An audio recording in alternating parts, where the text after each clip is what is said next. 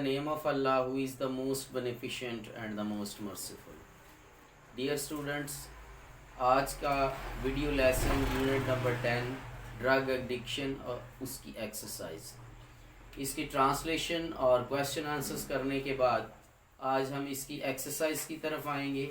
और इसकी एक्सरसाइज में फ़र्स्ट ऑफ ऑल हम करेंगे पेज नंबर 107 पर glossary, page 107 glossary unit number 10 drug addiction.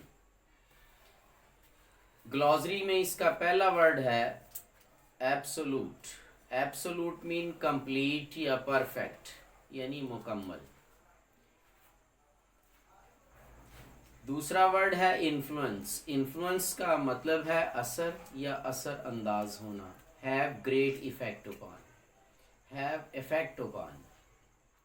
Number 3 है टैबू। टैबू मीन मना किया हुआ, यानी फॉरबिडन।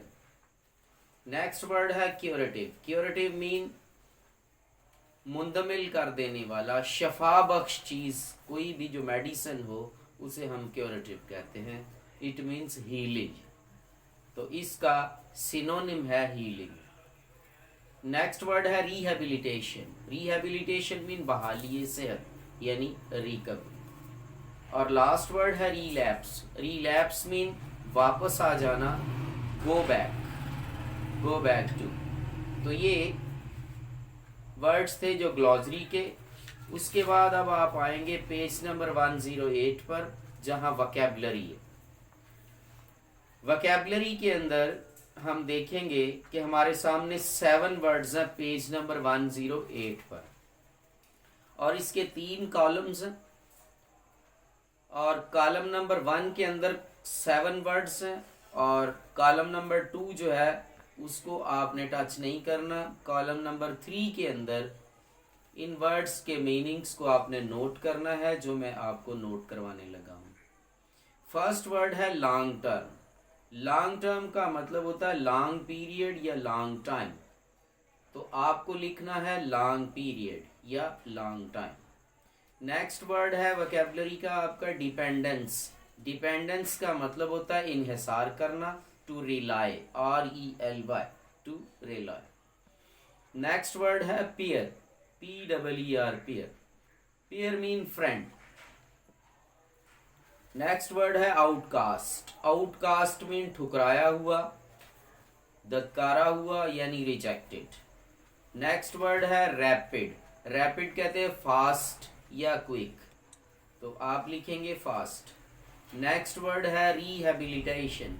रिहेबिलिटेशन आप ग्लॉसरी में भी देख चुके हैं। रिकवरी, तो आप तीसरे कॉलम में इसका लिखेंगे recovery.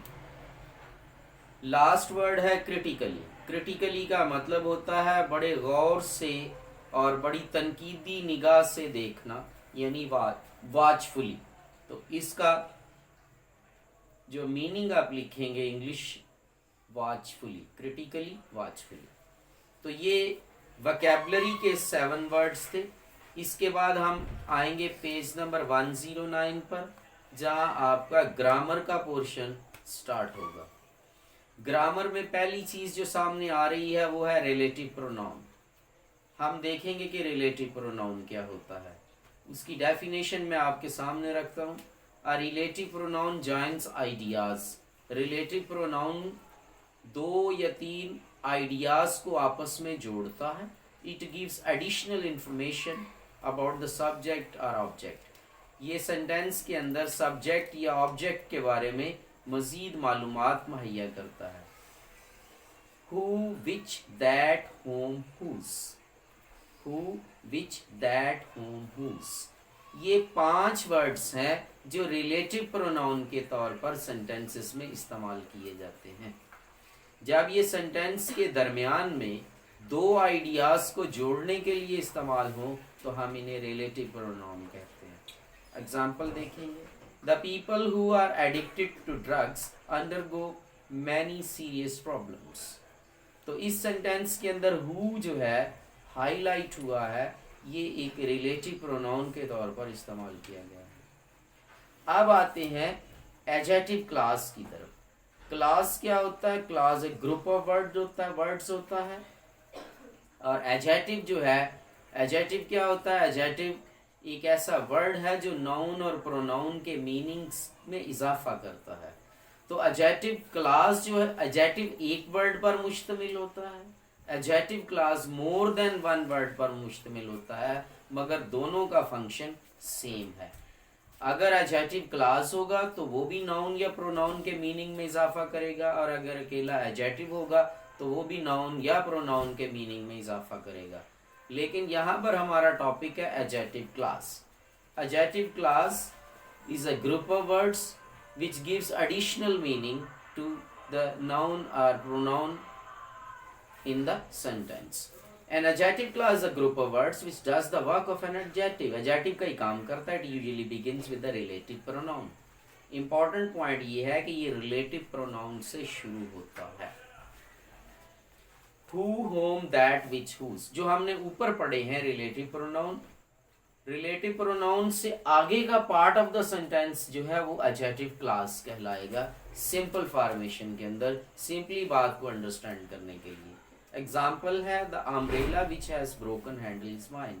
Which has a broken handle एक एडजेक्टिव क्लास है जो कि अम्ब्रेला की तरफ सारी इशारा कर रही है. अम्ब्रेला एक नाउन है, तो नाउन के बारे में हमें बता रही है. अब हम नीचे आएंगे और अब हम आएंगे इसकी एक्सरसाइज पर. Exercise A, use who, home, that, which, who's in the following sentences. ये रिलेटिव प्रोनाउंस हैं और इनको हमने इनकी सही जगह पे पुट करना है. फर्स्ट सेंटेंस है these are the colour pencils that I want to buy. तो पहली ब्लैंक फिल होगी दैट से, जो कि एक रिलेटिव प्रोनाउन है. नेक्स्ट है आई नो द वुमन. मैं उस औरत को जानता हूँ. हुज चाइल्ड वाज हर्ट, जिसका बच्चा जख्मी हुआ था. हुज चाइल्ड, हुज जो है यहाँ पर रिलेटिव प्रोनाउन के तौर पर पुट हो रहा है. The old lady whom we met in the shop was Amina's grandmother. तो तीसरा सेंटेंस जो है वो फिल अप होगा होम से, WHOM, होम, एक रिलेटिव प्रोनाउन से. This is the girl who stood first in the class. चौथा सेंटेंस फिल अप होगा हु से. This is the girl who stood. ये वो लड़की है जो अव्वल आई थी in the class. Shazia likes the candies which her father brought from the market. तो ये विच से फिल अप होगा जो कि एक रिलेटिव प्रोनाउन है. तो ये हमने 5 रिलेटिव प्रोनाउंस ब्लैंक्स में लगाए हैं. आपने इनको याद रखना है कि these are called the relative pronouns because they join 2 ideas. अब हम आएंगे सी एक्सरसाइज पर, पेज नंबर 110 पर. Underline adjective classes. इसने कहा जी हमें एडजेक्टिव क्लासेस को अंडरलाइन करें in the following sentences. Also encircle the relative pronouns. और रिलेटिव प्रोनाउंस के गिर्द आप दायरा लगाएं. तो हम इन 5 सेंटेंसेस के अंदर देखेंगे कि रिलेटिव प्रोनाउन कौन सा है, उसके गिर्द सर्कल करेंगे, और एडजेक्टिव क्लास कौन सी है उसको अंडरलाइन करेंगे. फर्स्ट सेंटेंस है he tells a tale that sounds untrue. तो दैट साउंड्स अनट्रू को अंडरलाइन करें और दैट को सर्कल कर दो. दैट रिलेटिव प्रोनाउन है और दैट साउंड्स अनट्रू जो पार्ट ऑफ द सेंटेंस है ये एडजेक्टिव क्लास है, क्योंकि ये दैट से शुरू हो रही है. दूसरा sentence, people who eat too much die early. तो आप इस अंडरलाइन करें who eat too much. Who eat too much को अंडरलाइन करें और हु को सर्कल कर दें, और जो सर्कल किया है वो है हमारा रिलेटिव प्रोनाउन, और जो अंडरलाइन किया है पार्ट ऑफ द सेंटेंस वो है adjective class. Next sentence, I met the woman whose son had helped me. whose son had helped me को अंडरलाइन करें और whose के गिर्द सर्कल कर दें. नेक्स्ट सेंटेंस है he is the man whom we all respect. whom we all respect को underline करें और whom को सर्कल कर दें. Next and the last sentence, I have an urgent piece of work which I must do. which I must do को underline करें और विच को सर्कल कर दें. तो जो वर्ड्स हमने मिड ऑफ द सेंटेंस में सर्कल किए हैं वो है हमारे रिलेटिव प्रोनाउंस, और जिस पार्ट ऑफ द सेंटेंस को हमने अंडरलाइन किया है वो है एडजेक्टिव क्लास। तो स्टूडेंट्स ये थी आज का लेसन जिसमें हमने ग्लॉसरी, वोकैबुलरी और ग्रामर में कुछ चीज़ों को स्टडी किया। Now let's have a revision of the lesson.